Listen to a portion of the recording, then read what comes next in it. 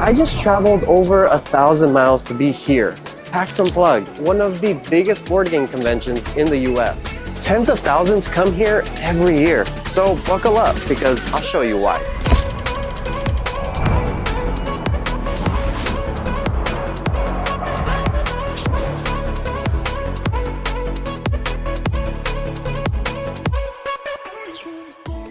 Every year, Pax Unplugged takes over Philadelphia, showcasing the newest and hottest board games. It's the second largest board game convention in the country, and for 3 days straight, it's nothing but games, people, and non-stop excitement. So I wanted to wait until now to share about all the games I've got to hear about and even try. And afterwards, I'll tell you which games I ended up buying at the convention. So let's start with Friday.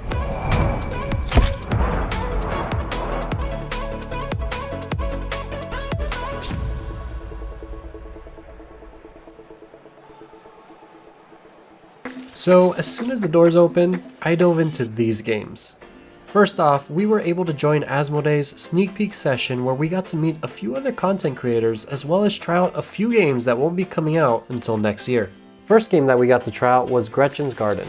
Throughout the game, you'll be buying different types of pots as well as different types of plants, creating succulents. Each plant and each pot card will have their own types of abilities as well as capacity on how much water they can carry, as well as how many succulents it could create or even hold. I found the game to be very simple and to be a very beginner-friendly tableau building game. There was also some player interaction within the game as well, as you can cut different plants from other players' pots and copy them into your own tableau. Afterwards, we got the chance to play First Giants. In this game, you're collecting fossils of these prehistoric animals.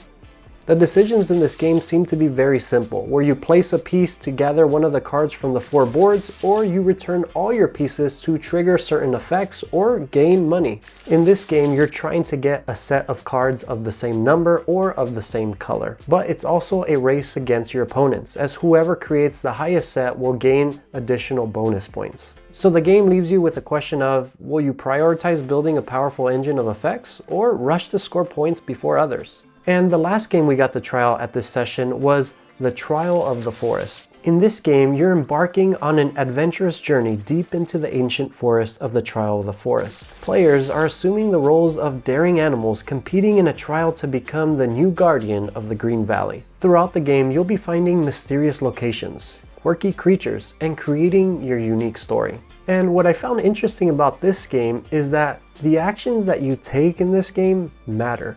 Meaning there's a virtue track in each of your player boards. So the decisions that you make will change that virtue track.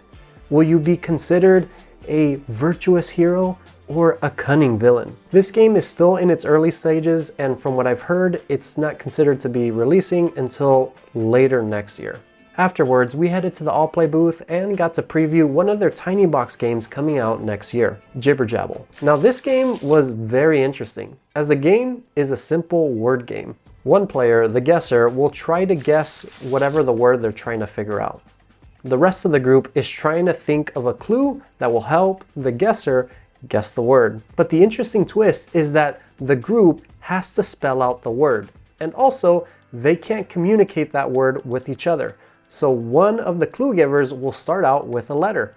Then the next player has to spell the next letter, trying to guess what was the clue that the first clue giver was trying to give. We got to play this one for a few times, and we got to play with it on a big group and with a small group. And I have to say, with a big group, this game knocked it out of the park. I really enjoyed this one, and it's so easy to teach, and it created these organic, hilarious moments. So I'd keep an eye out on Jibber Jabble, as I think All Play has a hit on their hands. After our preview session with All Play, we got to explore around the expo and got to demo some different types of games. The next game we got to demo was Slame Throne, and this one is another simple game. Think of Pogs, but a more gamier version. Each player will have a stack of discs in front of them.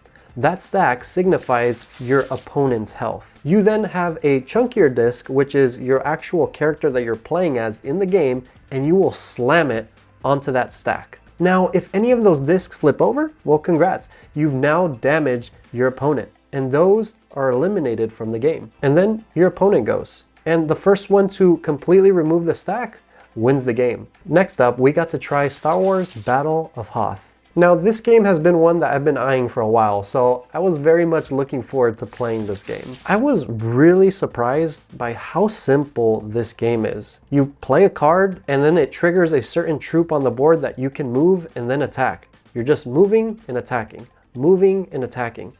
I only got to play the first scenario, but I was pleasantly surprised of just how easy it was to pick up and start playing. Now, throughout the expo, we also got to walk around to different booths and get to hear a little bit more into detail about other games. One of the games that we got to hear a little bit more about was the game Tend by Ivy Studios. Tend is a flip and write game where you'll be farming, exploring, and fishing in this alien world. It seemed like there was a lot going on in this one, but that there's a lot of decisions that you could take, and that itself seemed very intriguing to me. Another game that we got a quick preview of was Wonderland's War Duel. Now, I never played the original one, but from what I understand, this is a bag builder where you'll be customizing your bag, grabbing things, enabling certain actions, but this is a two-player version of Wonderland's War, so if that's something of interest, it looked interesting. And throughout the expo, we got to visit the Direwolf booth and get to hear a little bit more about the Lightning Train game.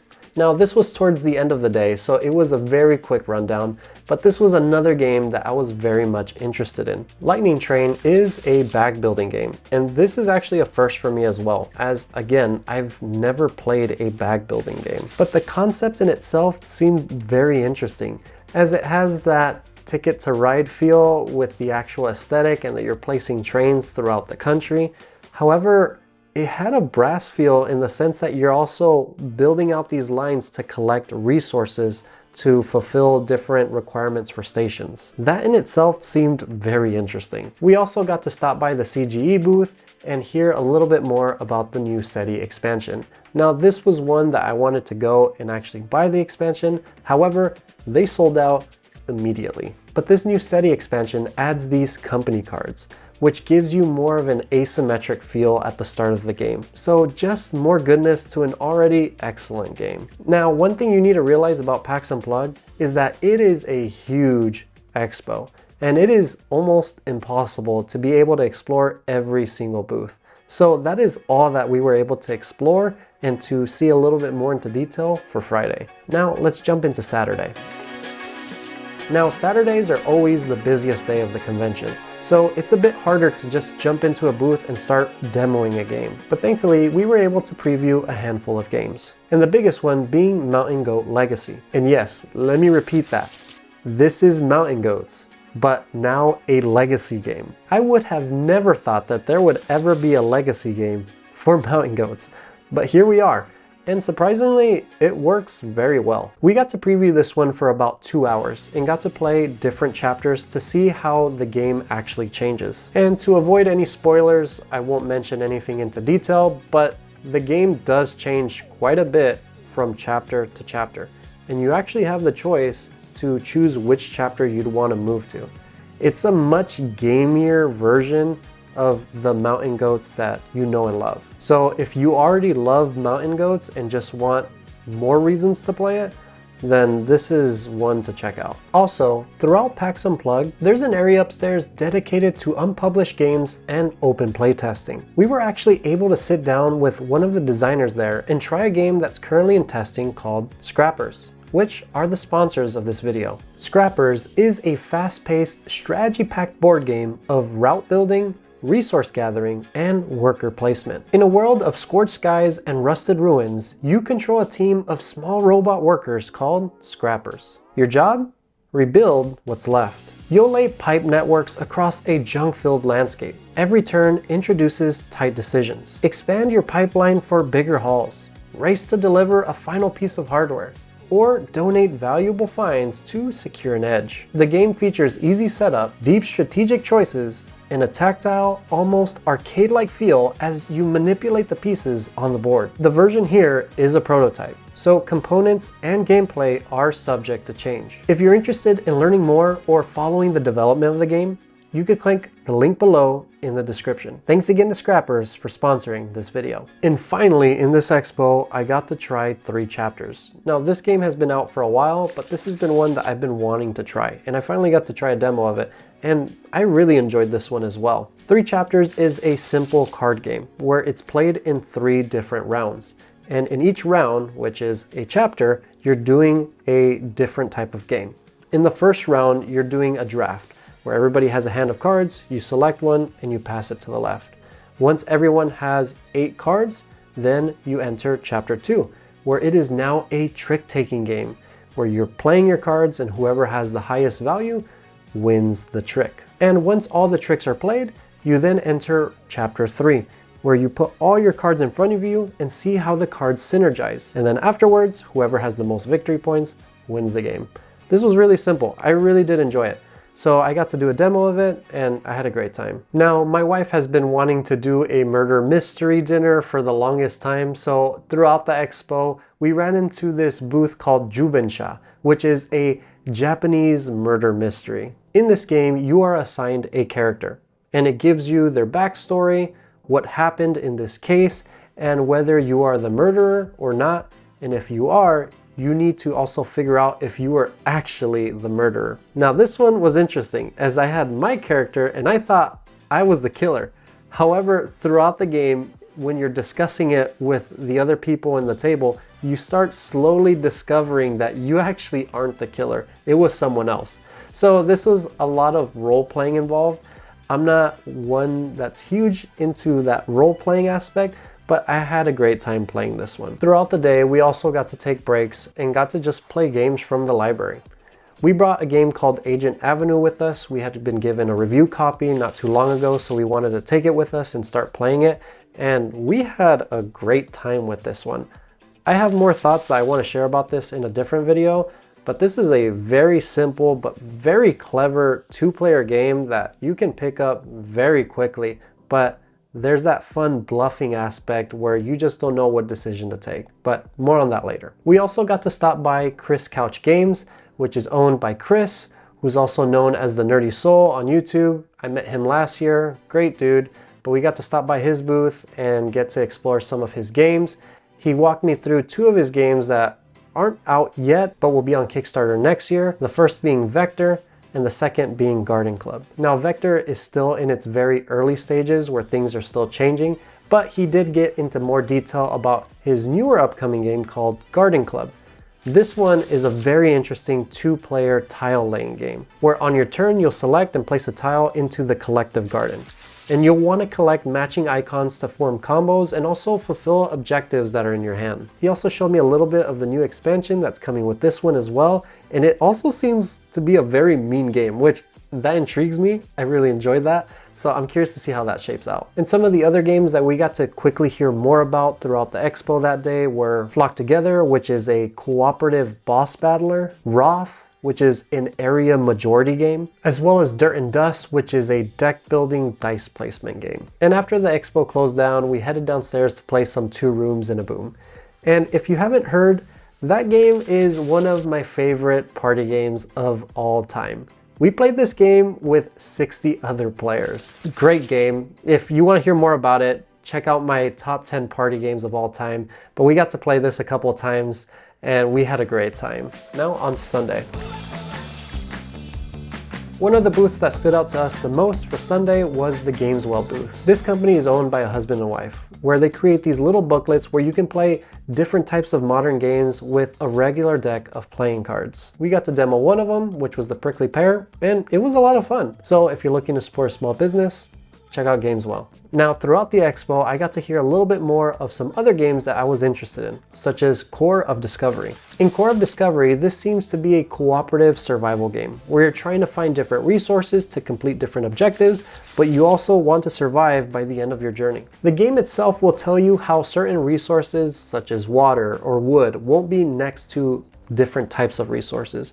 So throughout the board, you'll be slowly discovering different resources on the board, and you want to use deduction to figure out where other resources are that you need. Also, we got to visit the Flat Out Games booth, and got to explore a little bit more about the new Cascadia game called Alpine Lakes. Now, if you don't know, my wife and I absolutely love the original Cascadia, and this seems to be the same Cascadia, however, with a lot more complexity and new terrain as well as new animals. Also, I heard that you can use some of these new animals from the Alpine Lakes into the original one as well. We also got to stop by the Lucky Ducks booth and got to hear a little bit more about the new game, Borealis. So in Borealis, you are leading scientific teams venturing into uncharted territories to observe and photograph the Arctic's most adorable inhabitants. Throughout the game, you'll be playing cards from your hand to one of the 3 locations on your player board to snap a photo and send scientists sliding to the left and to the right of the board. So throughout the game, there's different symbols that you're trying to line up and you're racing towards different objectives. The art on this game looks absolutely beautiful. Now, these are just some of the games that I was able to play and hear more about throughout the convention. But what games did I actually buy? Well, there's actually a few games that I knew I just wanted to get, and I didn't do a pitch or a demo of it. I just went there and bought it. So the first game on the list is Hoth. This is one that I've been eyeing for a while. This is an area majority game. I talked a little bit about it earlier, but yes, I knew I wanted to get this as soon as I saw it. The next one on the list is Compile, Main 2. Now, as you may know, I am a big fan of Compile. So as soon as I heard that the second one was going to be here at the convention, I had to get a copy. Nana Toridori is a simple card shedding game that I've been enjoying a lot on BGA. Zenith is a 2-player tug-of-war game. Star Wars Battle of Hoth. I got to try this one out and it did not disappoint. Layers is another KTPG game that I got at the convention. Think of this as battleships, but you're building dungeons. I also bit the bullet and got a copy of 10. This was an open box, so I got this a bit cheaper, but I'm very much looking forward to trying this one out. Core of Discovery, which is a cooperative survival game. Lightning Train, which is the bag building game that I was mentioning. And last but not least of the games that I bought at Pax Unplugged is Emberheart, which is a worker placement game with a dragon theme. This one was not a hard sell for me as I love worker placement games and I like the dragon theme, but this one is you have your own dragon and you're sending out these workers to save dragons from poachers. And this is just a little taste of the games that are offered at PAX Unplugged. Now, did you go to PAX Unplugged? What games did I miss? What games do you recommend that I should have checked out? Comment down below. I'd love to hear it. PAX Unplugged was a great time this year, and hopefully I plan to go again next year. If you've enjoyed the content, please feel free to hit the like and subscribe button. This video took a long time to make. It took me forever to make that 30-second intro. Now, are you looking for easy to teach games that you can take at a family gathering? Well, I have just the video for you. You can see that video here.